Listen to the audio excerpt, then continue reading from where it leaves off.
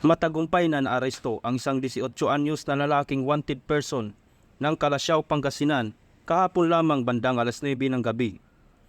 Ikinasa ng Calasiao PNP ang operasyon laban sa suspect sa bisa ng warrant of arrest na ibinaba ni Judge Sara Sanchez Fernandez ng Regional Trial Court, 1st Judicial Region, Branch 15 Family Court dahil sa kasong rape na walang inirekomendang piyansa.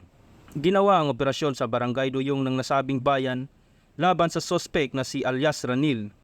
Nasa custodial facility na ng Calasiao Police Station ang suspect habang iniintay ang commitment order ng korte.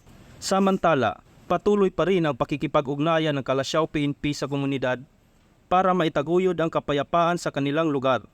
Ang pagtutulungan at pagbibigay ng impormasyon ay magbibigay daan sa mas mabilis na pagtukoy at pag-aresto ng mga wanted person na siyang magpapalakas ng seguridad sa ating lahat.